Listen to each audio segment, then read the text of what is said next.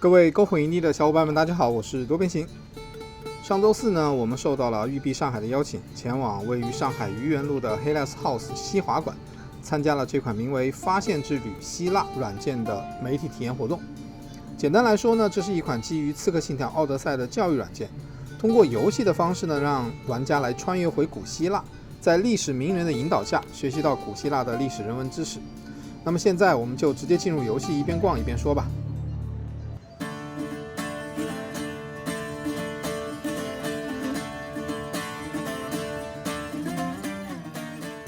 刚才说了，这款软件是基于《刺客信条：奥德赛》游戏的，所以游戏整体的体验，包括画面和操作，和游戏是完全一样的。如果非要说有什么不一样的地方，那就是在这里你不用担心被敌兵围剿，从高处跌落也不怕摔伤，完完全全是作为一名虚拟世界的游客来游览古希腊。顺便说一下，如果你拥有《刺客信条：奥德赛》游戏的话，那么这款软件是作为免费 DLC 更新在游戏里的。如果你没有游戏，也不用担心。到了9月10号，可以在育碧的 Uplay 商城里以22元人民币的优惠价格购买，并且可以直接下载单独运行，并不需要拥有游戏。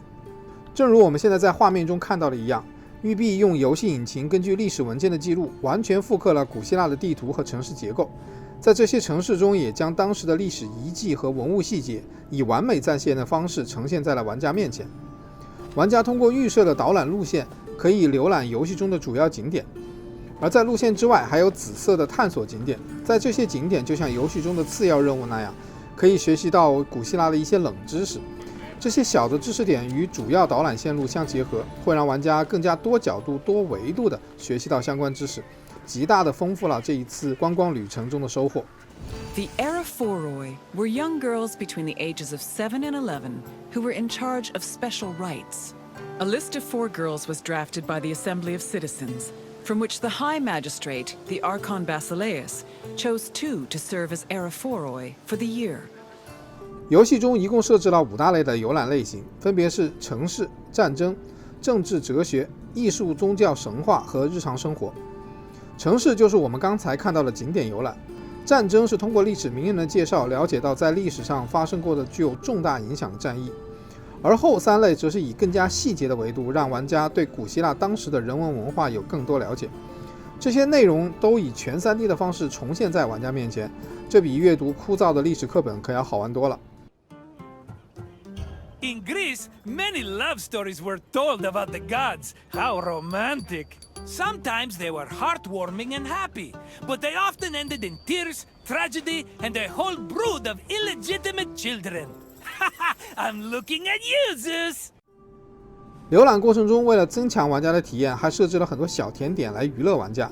例如，在每次游览结束后，导游会问你3个问题，考察一下你刚才上课有没有认真听讲。如果你回答错误，还会受到导游的无情嘲讽。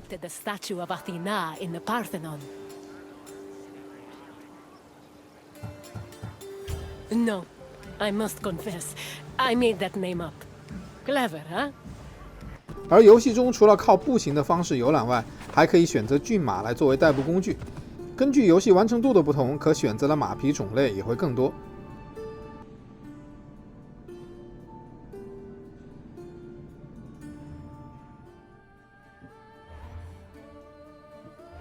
玩家也可以选择不同的角色形象来进行游览，同样也是可以随着游览进程而解锁更多的形象。而游戏中的5位导游也不是随意安排的，例如当你游览著名的温泉关之战时，当时率领300名斯巴达勇士的利奥尼达斯会成为你这段旅程的导游和讲解员，他会陪伴着你一起回忆当年那场惨烈战役的来龙去脉。有这样鲜活的历史人物做玩家的导游，相信在游览过程中的沉浸感会增加不少。总体来说，这是一次游戏与教育相结合的完美模板。我们常说的寓教于乐在这里得到了完美诠释。实际上，这并不是育碧第一次做这样的尝试。在上一款《刺客信条：起源》中，育碧就第一次推出了名为《发现之旅：埃及》的同类型软件。而比起上次，这一次的《发现之旅：希腊》则更加具有互动性，相信会让更多的玩家在游戏过程中也能同时收获到历史人文知识，可谓是两全其美。最后提醒大家，《发现之旅：希腊》已经于9月10号上线，拥有《刺客信条：奥德赛》的玩家可以免费下载。没有游戏的玩家可以在 Uplay 商城以22元的优惠折扣价购买。接下来我将为各位演示温泉关之战的完整浏览过程，通过这15分钟的游览过程，相信大家对这一款《发现之旅希腊》会有一个较为完整的了解。如果你看过《300勇士》这部电影，那就让我们一起来看看这部电影背后真实的历史故事吧。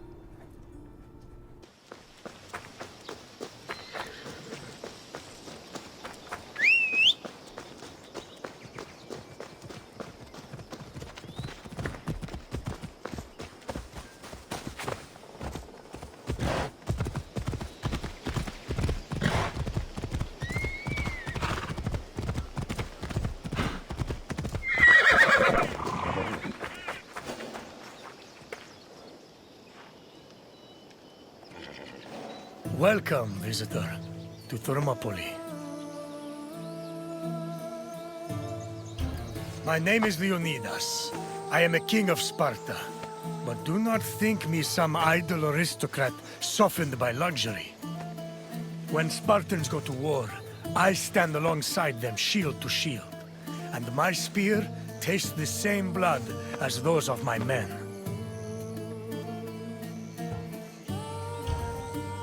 Thermopylae stirs many feelings in my heart. Rage at the Persians' arrogance. Regret that I could not do more. But mostly, I feel proud. Proud of my city, and of my men, who fought to protect the very soul of the Spartan people. For those few fateful days, they were my brothers. I miss them all.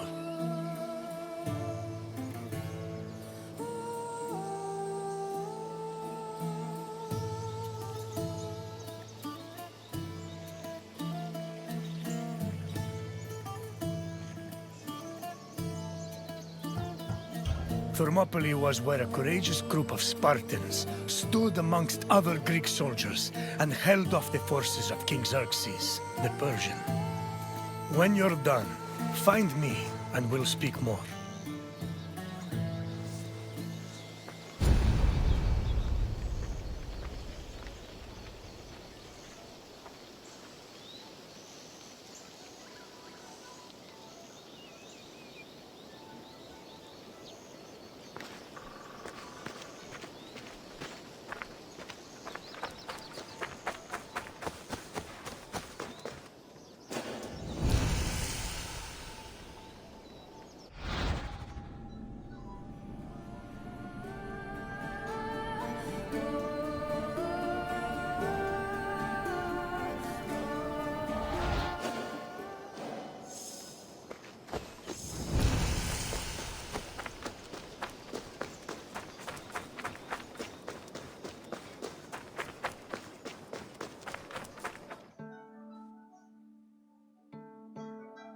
The Persian king Darius's cries of rage echoed for years after his humiliating defeat at Marathon. Even after Darius's death, his son Xerxes continued to seek vengeance against the Greeks. According to Aeschylus, Asia was emptied of all its men. Greek spies brought the news of Xerxes' imminent invasion back to their homeland. Afterwards, many discussions were had on the best place to mount a defense. In the end, the Greeks decided on Thermopylae. The area featured a narrow pass that could act as a bottleneck for the Persian army, negating their numerical superiority. It also offered naval advantages, offering the Greek fleets opportunities for flanking. 5,000 Peloponnesian Greeks set up at a fort near the entrance of the narrow passage, otherwise known as the Hot Gates. Leading them was Leonidas, a Spartan king who prided himself on supposedly being a direct descendant of Heracles. Leonidas was accompanied by several elite soldiers who together made up the famous 300 Spartans.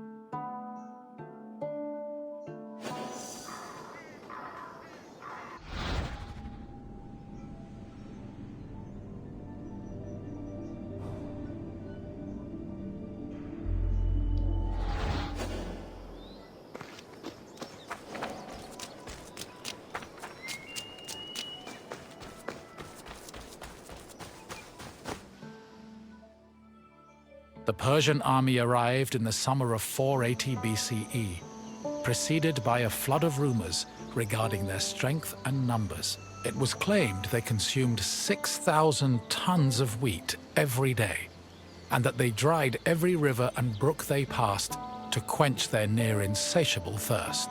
During their march to Thermopylae, the Persians faced no opposition, and in fact, increased their numbers further by recruiting more soldiers from other Greek cities and places like Thrace. According to Herodotus, the last count of the Persian fleet was numbered at 1,207 boats, mounted by approximately 240,000 men. He estimates the land army, meanwhile, was made up of more than 1 million men. The Greek forces at Thermopylae were heavily outnumbered.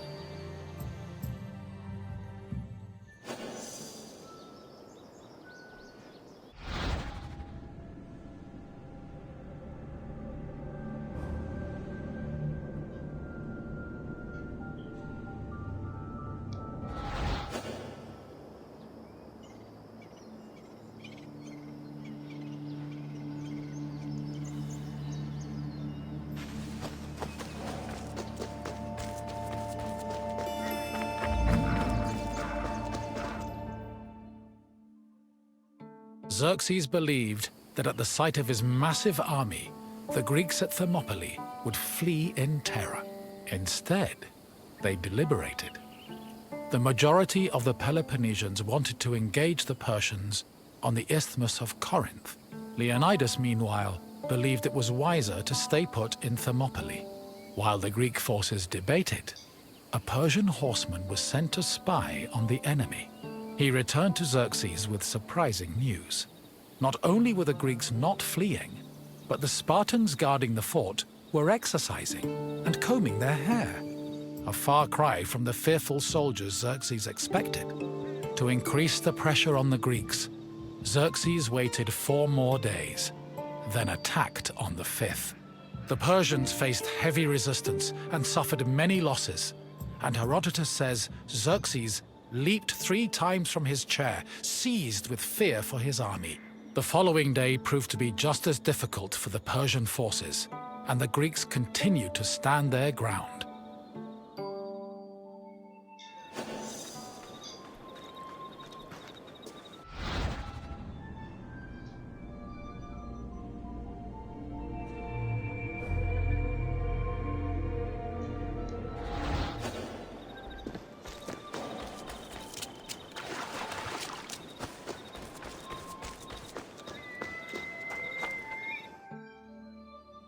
The Persians seemed poised to be held at Thermopylae indefinitely, until an inhabitant from the region came forward with information.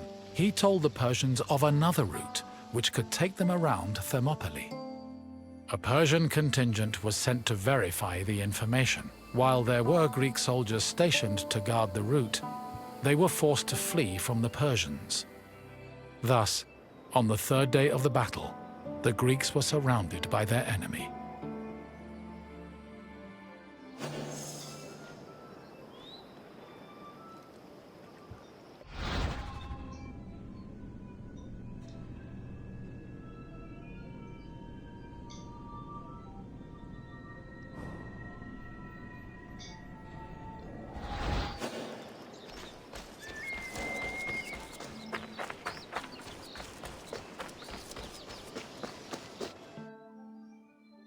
With the Persians both in front of and behind them, the Greek forces at Thermopylae realized they had 2 choices: flee to live another day, or stand and fight till their last breath.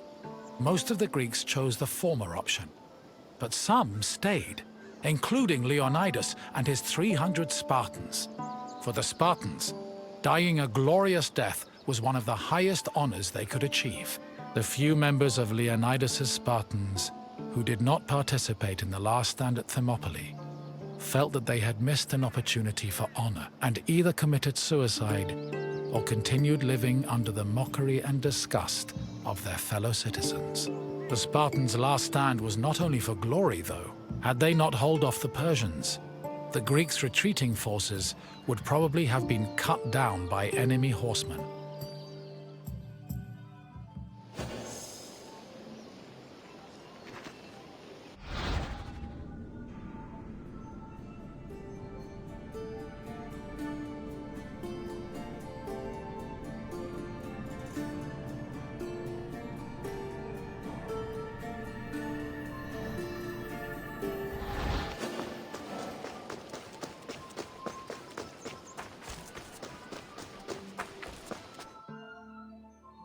On the morning of the third day, King Xerxes was assured of his victory. However, that victory did not come easy. King Leonidas himself fell in battle, and a furious fight broke out around his body. The Spartans fought to the last man, and when they had all been slain, Leonidas's body was brought before Xerxes. According to Herodotus, Persians usually honored the most courageous warriors, even if they were enemies. However, Xerxes was so consumed by rage at the Spartans' resistance that instead he cut off Leonidas's head and ordered it impaled on a stake. A statue of a lion was later erected on the hill of the Spartans' last stand in honor of Leonidas's bravery.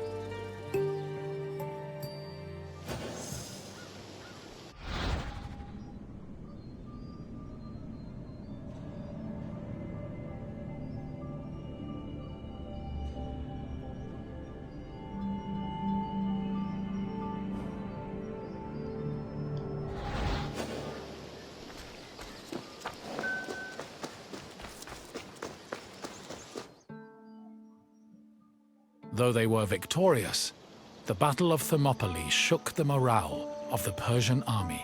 They had lost thousands of men, while Greek casualties only numbered in the hundreds, and due to the sacrifice of the Spartans, the rest of the Greek army had been able to successfully retreat and regroup. As a result, even as Xerxes set up camp at the foot of Athens' Acropolis, ready to get revenge for his father's humiliating defeat at Marathon, the Persians were more anxious than confident. They were more aware than ever that the Greeks did not fear them and were ready to die defending their land.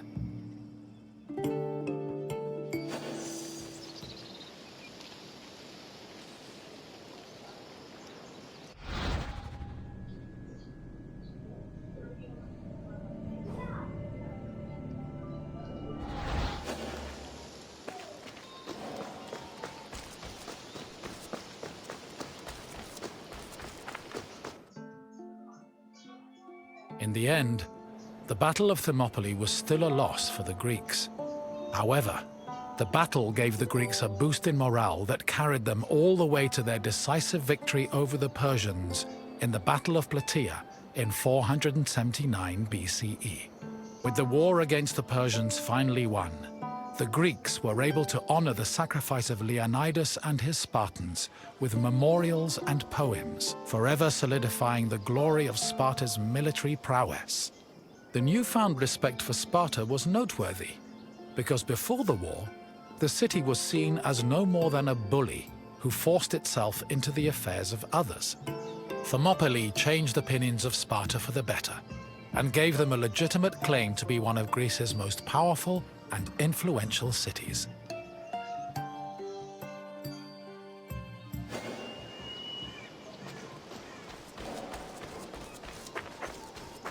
You've finished. I hope you understand the magnitude of the sacrifices made at Thermopylae. Without them, the Greek people would have surely ended as a footnote in Persian history. Is there something else you'd like to do? If you think you're ready, let's begin. First question. Who was Xerxes' father?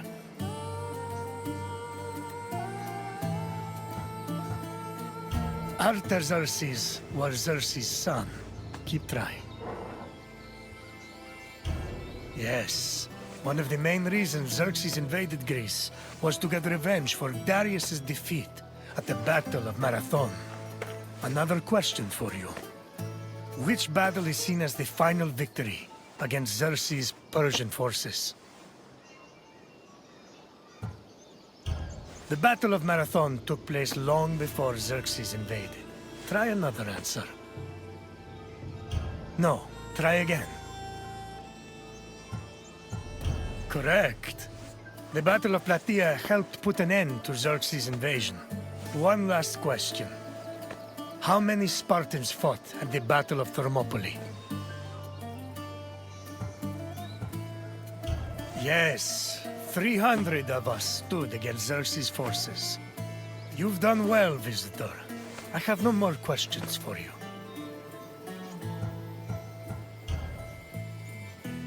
Farewell, visitor.